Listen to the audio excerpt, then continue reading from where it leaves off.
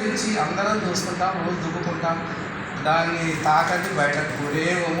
ఇంకా నాలాంటి వాళ్ళు కొంచెం తక్కువ పెట్టుకోవడం, జేబులు పెట్టుకొని ఆ ఉన్నవాడినే గీకుతూ ఉంటాం, దాన్ని గోకుతూ ఉంటాం, దాని దంతాలన్నీ పీకుతూ ఉంటాం దువ్వడం ద్వారా. ఇంతవరకే తెలుసు మనకు. కానీ రాజేశ్వరరావు గారు ఈ ఒక పరిశీలన ఎన్ని దువ్వెలు చూశారో, ఎంతమంది చూశారో, మరి అద్భుతమైనటువంటి దువ్వెల యొక్క మనోగతాన్ని అంత కవిత్వం రాయడంలో ఇదొక శైలి, ఒక అంశం, ఒక వస్తువు తన అంతర్వేదనను, తన మనోభావాల్ని, లేక తన గురించినటువంటిది స్వీయ పరిచయాన్ని చేసుకునేటువంటి కోణంలో రాయడం చాలా అద్భుతమైనటువంటి, చాలా బాగుంది.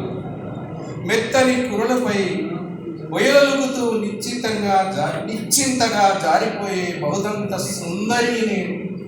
ఏం కావాలండి? శిల్పం, అభివ్యక్తి, ఎత్తుగడ చూడగానే ఆ సుందరి ఇంకా గొప్పతనం ఏంటో, ఆమె అందచందాలేంటో చూడాలన్న తహత మనకు ఉండదని తప్పకుండా ఉంటుంది. నోటి నిండా పండున్న దంతాలు, నోట్లో మిగిలేది గుప్పెడు చిక్కింటికెల బుక్కేనా. ఏం అభివ్యక్తి అండి ఇక్కడ. నోట్లో పళ్ళు బాగున్నాయట, పన్నుటి బాగా నమలాలి. ఇప్పుడు సకినాల కాలం బాగా నమ్ముతాం మనం, కానీ అది ఏం లాభం? దానికి చిక్కేవి ఆ ఊడిపోయే ఒక్కటి 2 వెంట్రుకలు మాత్రమే. బాధపడుతుంది పాపం.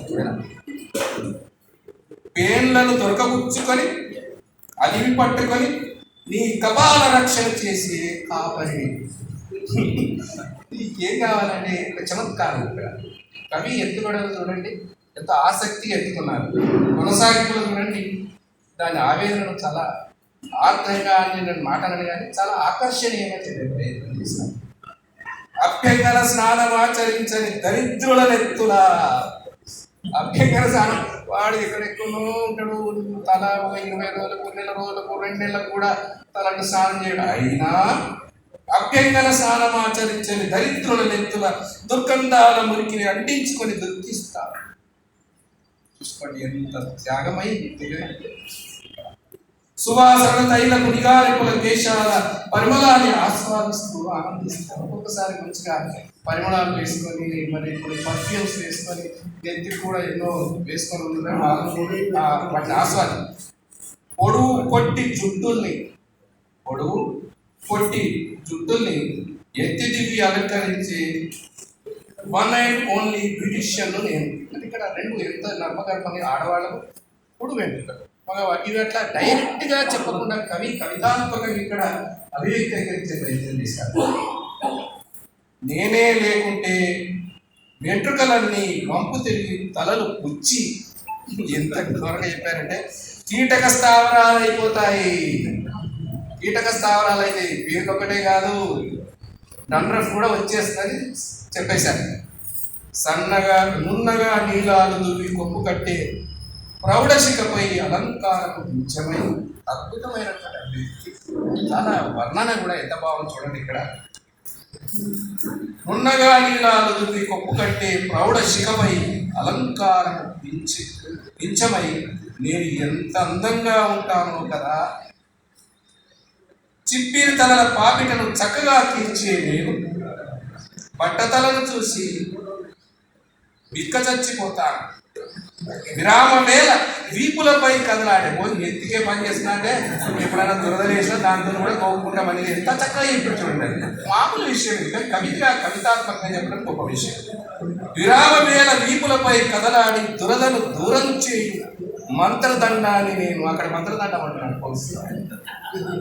ఎంత మంత్రం వేస్తే గోకుడు పోతారు, ఏది లేకపోతే గోడకు వేసుకోతారు.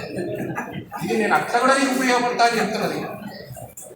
దువ్వడమే నా పని, పైకి విర్రవీయకుండా ఆపడమే నా పని అని మణి ఉండేలా ఆవేశంతోనూ కోపంతోనూ నిక్కపడుచుకునే అనాలోచితకు ఆలోచన రోమాన్ని దువ్వే శాంతకు ఉజ్జగింపు దువ్వెనైతే బాగుంది. ఇంతకంటే ఏం కావాలండి? కవి ఒకటి చాలు.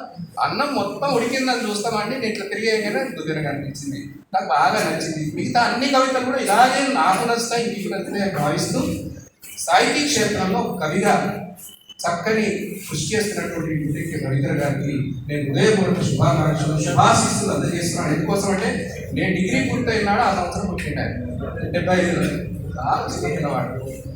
ఆశీస్సులు అందజేస్తాను. మీ అందరికీ నేను కొంచెం సమయం ఎక్కువ తీసుకుని మాట్లాడకూడదు తెలిసిన వాడిగా, కానీ నేను అనుభూతిని తర్వాత ఎమోషన్ ఆపుకోలేక చెప్పాను. ఎవరికైనా టైం ఇబ్బంది పెడితే క్షమించాలని కోరుతూ సెలవు.